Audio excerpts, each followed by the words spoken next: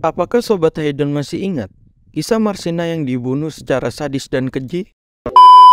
Marsina lahir pada 10 April 1969 di Ngelundo, Nganjuk, Jawa Timur.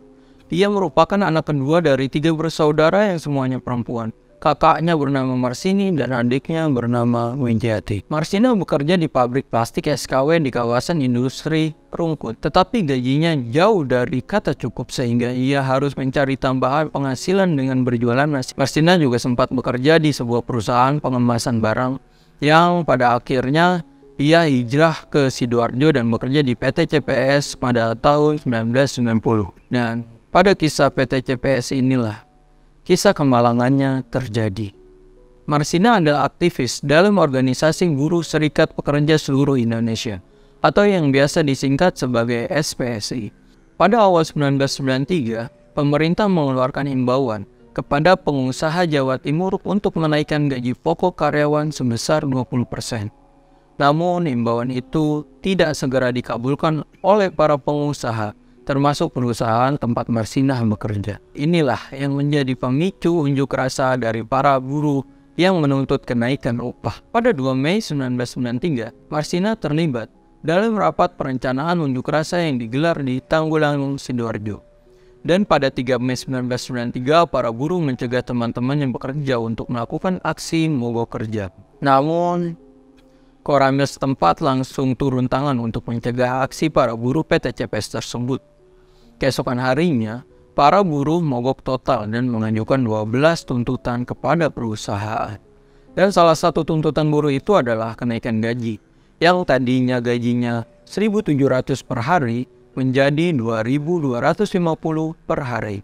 Selain itu, mereka juga meminta tunjangan 550 perak per hari apabila mereka tidak masuk atau izin. Marsina pada waktu itu menjadi perwakilan buruh yang melakukan perundingan dengan pihak perusahaan. Pada siang hari, tanggal 5 Mei 1993, sebanyak 13 buruh yang dianggap menghasut rekan-rekannya untuk berunjuk rasa digiring ke Kodim Sidoarjo. Mereka kemudian dipaksa mengundurkan diri dari PT CPS karena dituduh telah melanggar rapat gelap dan mencegah karyawan lain untuk bekerja.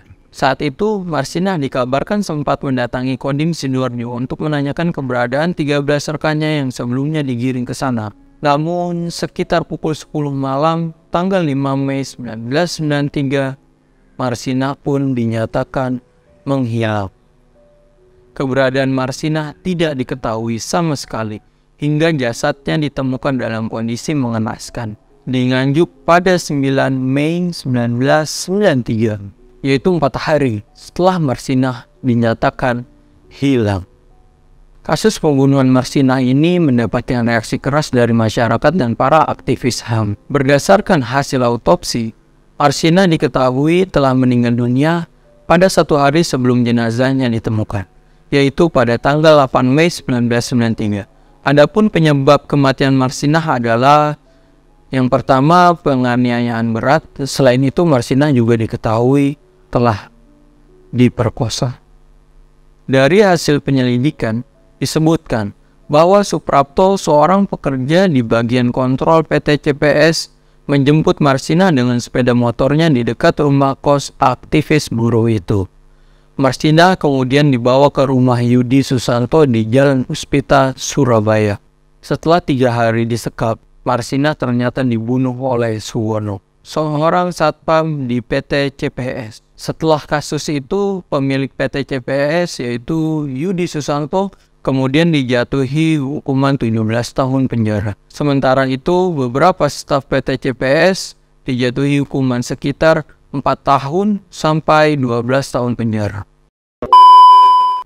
Itu dia sekilas kisah tragis mengenai Marsina, aktivis buruh yang vokal untuk menyuarakan hak keadilan teman seperjuangannya, malah dibunuh dengan sadis dan keji. Semoga kedepannya untuk perusahaan yang belum memanusiakan manusia kepada karyawannya dapat berubah dan adil kepada hak dan kewajiban karyawannya. Amin amin ya robbal alamin. Gua undur diri. Oh ya, sebelum gua pamit, selamat Hari Buruh, maju dan jaya terus buruh Indonesia. Sampai jumpa.